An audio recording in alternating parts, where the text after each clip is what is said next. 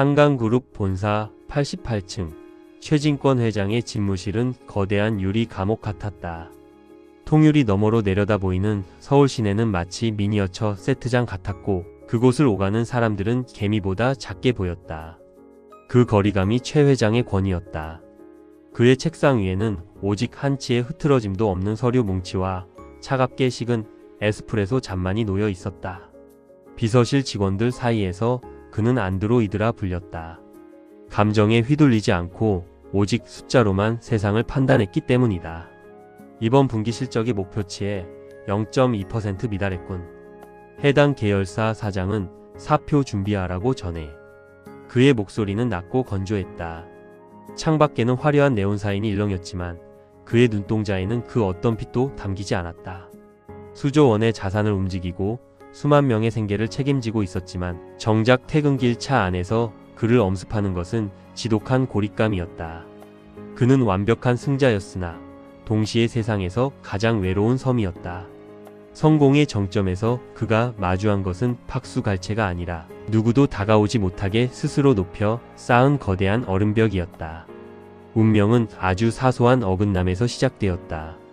중요한 만찬을 앞두고 기사를 보낸 뒤 직접 차를 몰았던 어느 비 내리는 저녁, 도로 통제와 내비게이션의 오작동이 겹치며 최 회장은 한 번도 가본 적 없는 구도심의 좁은 골목으로 들어서게 된다. 낡은 가로등이 깜빡이는 재개발 지구. 세련된 강남의 빌딩 숲과는 대조적인 낡은 담벼락과 좁은 하늘이 있는 곳이었다. 설상가상으로 차 바퀴가 진흙 구덩이에 빠져 헛돌기 시작했다. 수천만 원짜리 수제화를 신고 빗물 고인 아스팔트 위로 내린 최 회장은 당혹감에 젖었다. 그때 골목 끝에서 은은한 오렌지빛 전구 하나가 비를 맞으며 빛나고 있었다. 그 불빛을 따라가자 낡은 천막을 덧댄 붕어빵 포장마차가 나타났다. 아이고, 이 비에 웬 점잖은 양반이 이렇게 젖었대? 얼른 들어와요. 포장마차 안에는 인자한 인상의 할머니가 김이 모락모락 나는 판을 돌리고 있었다. 욕설 대신 따뜻한 걱정이 먼저 건네진 그곳엔 도시의 세련됨은 없었지만 사람 냄새가 가득했다. 차는 저기 세워둔 거요? 이 비엔 레카도 늦게 올 텐데 일단 이거 하나 먹으면서 몸 좀 녹여요. 돈은 안 받을 테니 걱정 말고. 할머니가 건넨 것은 낡은 신문지에 쌓인 붕어빵 2마리였다. 최 회장은 당황하며 거절하려 했지만 빗물에 젖어 떨리는 자신의 손보다 더 간절하게 온기를 내미는 할머니의 눈빛을 거절할 수 없었다. 평생 결제만 해온 손에 처음으로 아무런 데가 없는 선물이 쥐어지는 순간이었다. 할머니는 능숙한 손놀림으로 갓 구워진 붕어빵을 집게로 집어 빳빳하고 노란 종이 봉투에 담았다. 봉투 입구로 새어나오는 뜨거운 김이 최 회장의 안경에 하얗게 서렸다. 자, 뜨거우니까 조심해서 들어요. 비 맞는 것보다 속이 따뜻해야 감기 안 걸리는 법이야. 최 회장은 얼떨결에 그 봉투를 받아들었다. 손바닥을 통해 전해지는 열기는 에어컨 바람으로 늘 차갑게 식어있던 그의 체온을 기분 좋게 자극했다. 봉투 겉면에는 붕어빵의 기름기가 살짝 배어 나왔지만 이상하게 불쾌하지 않았다.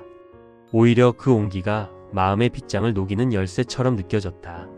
그는 빗소리가 타닥타닥 들리는 포장마차 구석 낡은 플라스틱 의자에 앉았다. 수조 원의 계약을 결정하던 냉철한 눈빛은 사라지고 오직 눈앞에 노란 봉투만을 응시했다. 봉투 안에서 풍겨오는 달콤하고 고소한 팥 냄새는 그가 잊고 살았던 아주 오래전의 기억을 소환하고 있었다. 최 회장은 조심스럽게 봉투 안에서 붕어빵 하나를 꺼냈다. 꼬리 부분의 바삭함이 손가락 끝으로 전해졌다. 한 입 베어 문 순간 뜨거운 팥소가 입안을 가득 채웠다. 이 맛이었나? 최고급 셰프들이 만든 수십만 원짜리 디저트에서도 느끼지 못했던 정직한 단맛이었다.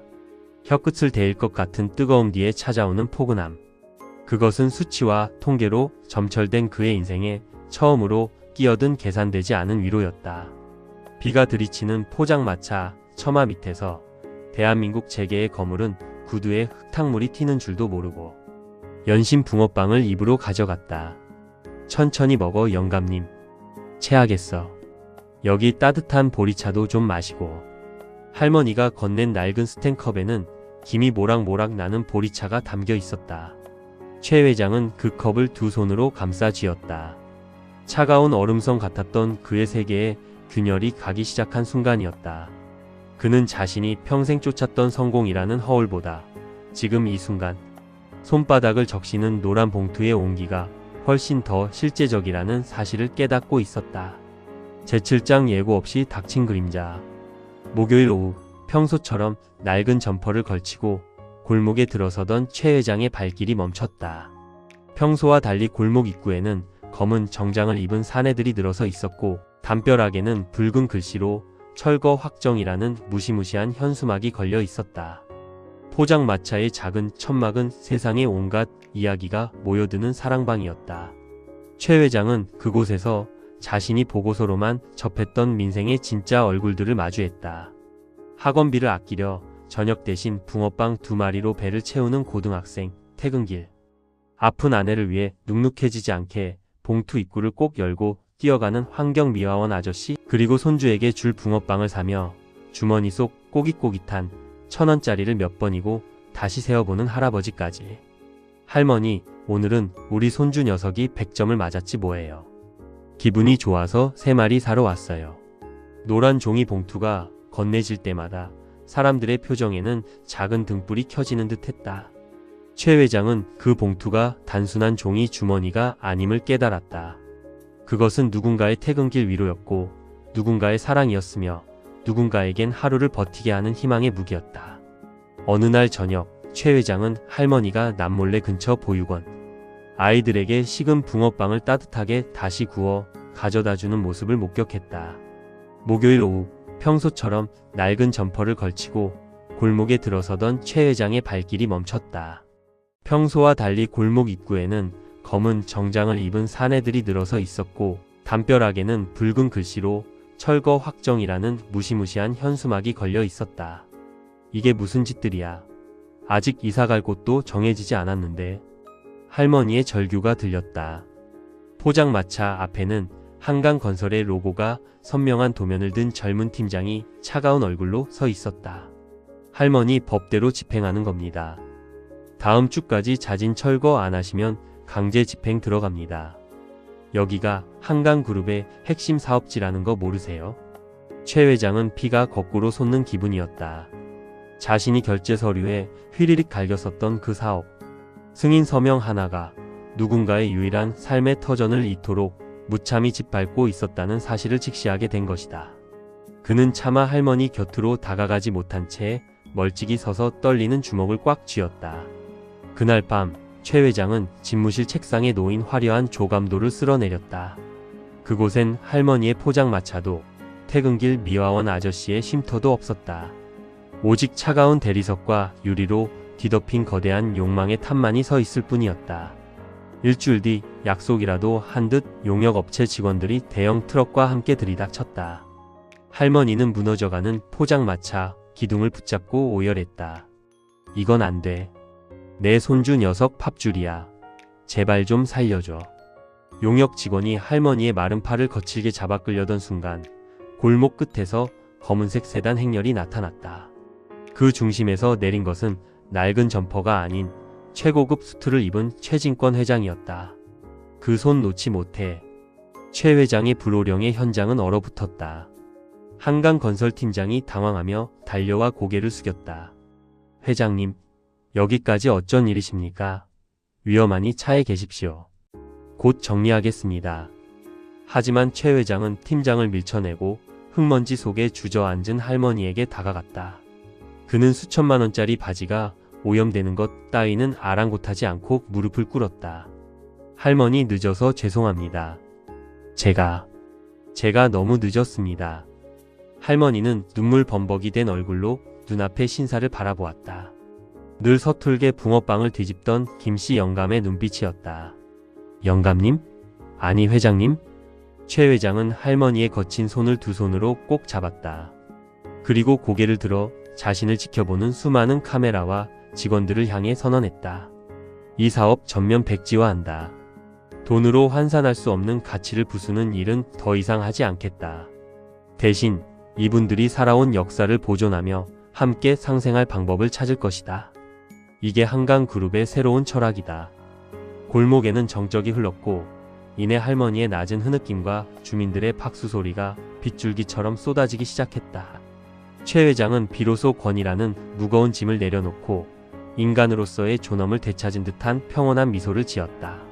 재구장 허물어진 벽, 세워진 마음. 한강그룹의 사업 전면 재검토 소식은 연일 뉴스 헤드라인을 장식했다. 주주들은 반발했고 이사회는 술렁였지만 최 회장은 흔들리지 않았다. 그는 설계도를 다시 그리게 했다. 거대한 콘크리트 쇼핑몰 대신 기존 골목의 정취를 살린 상생 테마 빌리지를 제안했다. 낡은 집들은 현대적인 안전설비를 갖춘 채 리모델링 되었고 임대료 걱정 없이 장인들이 기술을 전수하는 공방들이 들어섰다. 그 중심 광장에는 현대적인 디자인과 전통적인 온기가 공존하는 한강 상생 포차 거리가 조성되었다. 영감님 아니 회장님. 이런 걸 다 어떻게. 완공된 거리 입구에서 할머니는 말을 잇지 못했다. 예전에 그 낡은 천막 대신 비바람을 막아주는 튼튼하고 깨끗한 원목 포장마차가 그녀를 기다리고 있었다. 간판에는 김씨 영감과 할매의 옹기 붕어빵이라는 글자가 정겹게 적혀 있었다. 최 회장은 허어 웃으며 미리 준비해온 앞치마를 둘렀다. 할머니, 오늘 첫 손님은 내가 직접 구워드리고 싶은데 실력이 녹슬지 않았나 모르겠어. 그는 이제 수조원의 결제판보다 붕어빵 틀을 돌리는 가벼운 손목의 스냅에서 더 큰 성취감을 느끼고 있었다. 그곳은 더 이상 철거 대상인 빈민가가 아니라 서울에서 가장 따뜻한 이야기가 흐르는 명소가 되었다. 눈발이 가늘게 흩날리는 어느 겨울 저녁, 최 회장은 여느 때처럼 익숙한 앞치마를 두르고 포장마차 거리에 서 있었습니다. 이제 사람들은 그를 한강그룹 회장이 아니라 붕어빵을 구우며 허웃는 은빛 머리 할아버지로 기억합니다. 할아버지, 우리 엄마가요. 이 붕어빵 먹으면 감기가 뚝 떨어진대요. 빨간 목도리를 두른 꼬마 아이가 고사리 같은 손으로 1,000원짜리 한 장을 내밀었습니다. 최 회장은 아이의 눈높이에 맞춰 몸을 낮추고 가장 예쁘게 구워진 붕어빵 2마리를 노란 종이 봉투에 담았습니다. 그리고 아이의 주머니에 슬쩍 붕어빵 1마리를 더 찔러 넣어주며 속삭였습니다. 이건 할아버지가 주는 덤이란다. 엄마한테 따뜻할 때 꼭 전해드리렴. 할머니는 말없이 웃으며 최 회장의 어깨를 툭 쳤습니다. 그 투박한 손길은 수조원의 투자 성공을 축하하는 그 어떤 악수보다도 뜨겁고 든든했습니다. 최 회장은 고개를 들어 밤하늘을 보았습니다. 차가운 얼음성 같았던 집무실 유리창 너머로 보던 별빛과는 달랐습니다. 사람들의 웃음소리, 붕어빵 익어가는 고소한 냄새, 그리고 노란 봉투를 소중히 품에 안고 집으로 향하는 사람들의 발걸음이 어우러진 이 골목은 세상에서 가장 거대한 보석함 같았습니다. 그는 이제야 비로소 자신이 가진 부의 진짜 용도를 깨달았습니다. 그것은 담장을 높이는 벽돌이 아니라 누군가의 추운 겨울을 데워주는 땔감이 되어야 한다는 것을요. 영감님, 뭘 그렇게 멍하니 서 있어? 반죽 다 됐은 게 얼른 부어. 할머니의 정겨운 타박에 최 회장이 소리내어 웃었습니다. 겨울바람은 여전히 차가웠지만 노란 종이 봉투에서 피어오르는 김은 마치 작은 구름처럼 그의 주변을 포근하게 감싸 안았습니다. 최 회장은 갓 구운 붕어빵의 온기를 손바닥 전체로 느끼며 생애 가장 따스한 겨울 속으로 깊숙이 걸어 들어갔습니다.